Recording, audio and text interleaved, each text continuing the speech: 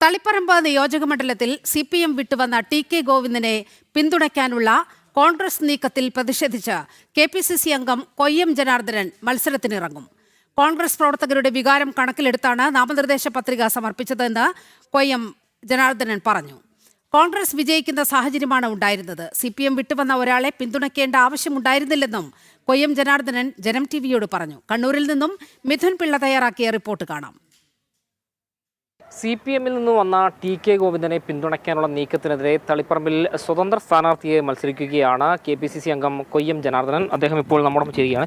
എന്താണ് ഈ ഒരു തീരുമാനത്തിലേക്ക് പോകാനുള്ള പ്രധാനപ്പെട്ട ഈ തീരുമാനത്തിലേക്ക് പോകാനുള്ള കാരണം, പാർട്ടിയിൽ ഒരുപാട് നേതാക്കന്മാർ ഇവിടെ തളിപ്പറമ്പ് അസംബ്ലി നിയോജകമണ്ഡലത്തിൽ വർഷങ്ങളായി ഇവിടെ പാർട്ടി പ്രവർത്തനം നടത്തുന്ന ഒട്ടേറെ ഭാരവാഹികൾ, ജില്ലാ ഭാരവാഹികളുണ്ട്, സംസ്ഥാന ഭാരവാഹികളുണ്ട്, അതുപോലുള്ള UDFിലുള്ള ഒരുപാട് നേതാക്കന്മാരുണ്ട്.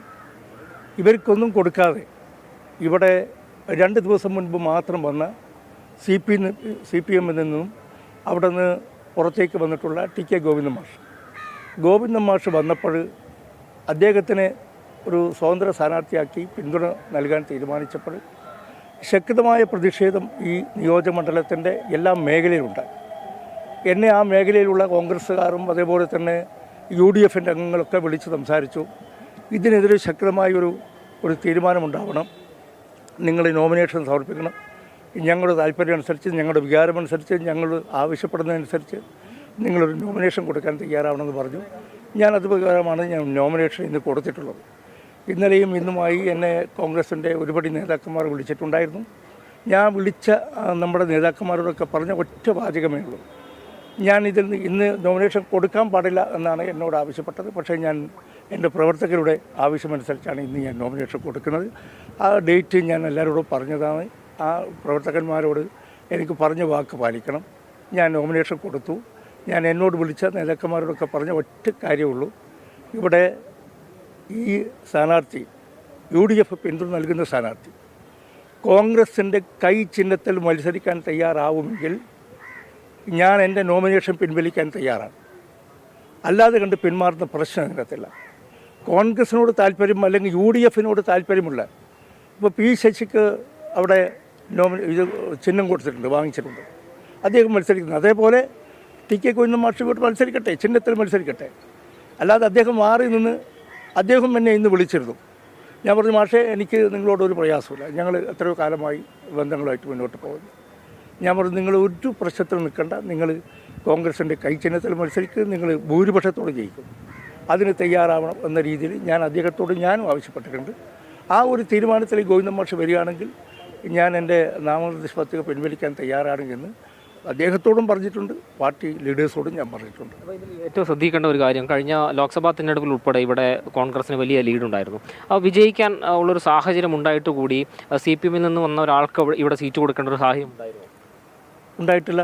കോൺഗ്രസ് കൈച്ചിഹ്നത്തിൽ മത്സരിച്ചാൽ വലിയ ഭൂരിപക്ഷത്തോടെ, ഞാൻ ഇന്നലെ നിങ്ങൾ ചാനലുകാരോട് പറയുന്നൊരു വാക്കുണ്ട്, 25,000 വോട്ടിന് ജയിക്കും ഇവിടെ കോൺഗ്രസിൻ്റെ സ്ഥാനാർത്ഥി, UDFിൻ്റെ സ്ഥാനാർത്ഥി 25,000 വോട്ടിന്.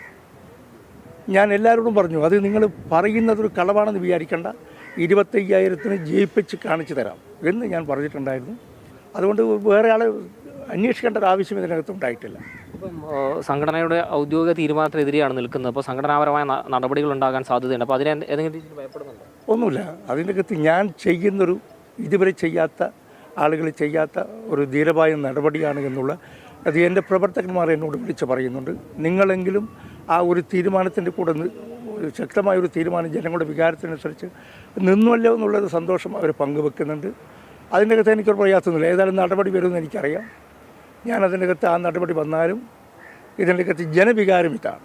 നിങ്ങൾ ഈ ചാനലുകാരും പത്രക്കാരും ഒക്കെ താഴെത്തട്ടിലുള്ള ആളുകളുമായി ബന്ധപ്പെടുക, ഈ നിയോജകമണ്ഡലത്തിൻ്റെ വോട്ടർമാരോട് ബന്ധപ്പെടുക, ഈ തീരുമാനം ശരിയാണോ എന്ന് നിങ്ങൾ അന്വേഷിക്കുക. നിങ്ങൾക്ക് മനസ്സിലാക്കാൻ സാധിക്കും. അതിനകത്ത് ഞാൻ പറയുന്നതല്ല, സാധാരണ ഇവിടെയുണ്ടല്ലോ തളിപ്പറമ്പിലെ വോട്ടർമാർ ഒരുപാട്, അവരോടും ചോദിക്കുക, എന്താണ് എടുത്ത തീരുമാനങ്ങൾ ശരിയാണോ എന്നുള്ളത് ചോദിക്കുക. നിലവിൽ പിന്മാറാൻ തീരുമാനിച്ചിട്ടില്ല.